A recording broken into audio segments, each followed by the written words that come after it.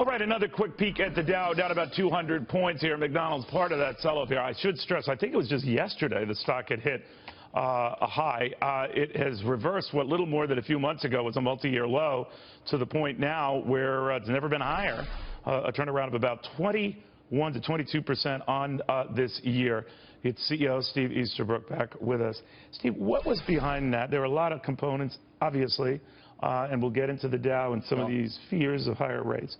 But first, to what led to the turnaround in the first profitable quarter after four back-to-back negative ones. Yeah, no, it's been gratifying to see the change and the pace of change in the business. I think the first thing we'd set out to do, probably 7 or 8 months ago, was to inject a new sense of urgency and pace into the business. And I've said the pace of change outside of McDonald's had been quicker than the pace of change in. And that's not great when you're a consumer-facing business. So we've really sort of rallied ourselves around the fundamentals of running better restaurants and then bringing our innovation and giving people more confidence to make decisions, embrace a bit more risk, and actually just get going. I liked how you said it, and I think it was a conference call where we have focused too intently on the functional components of value, specifically price.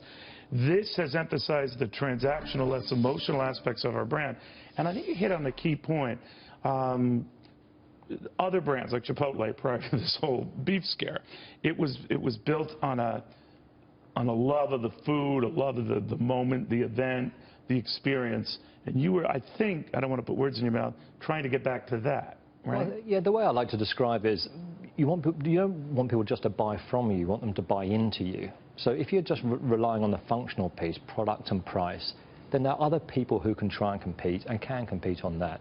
So you also want to get the emotional connection because there is so much choice consumers have. They will exercise that right to explore and benefit from that choice. And you want it to be a memorable eating experience, right? I know you've been more hamburgers that have more sizzle to them and all of that. I guess you're working on ways to do that.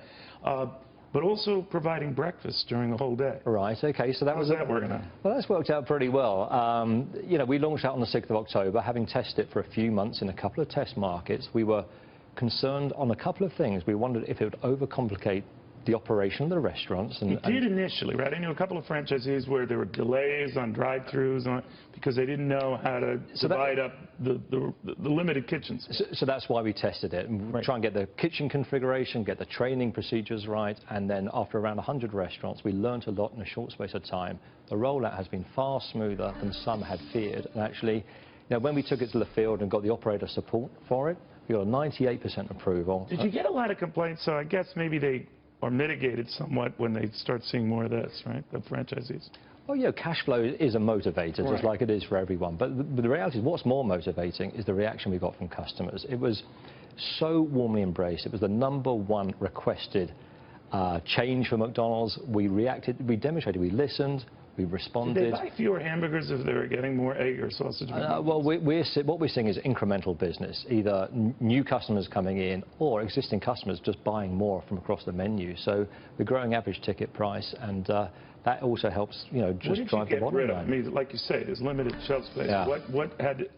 What had to go? Like, I would suggest all salads. Well, anything that's good for you, get rid of it.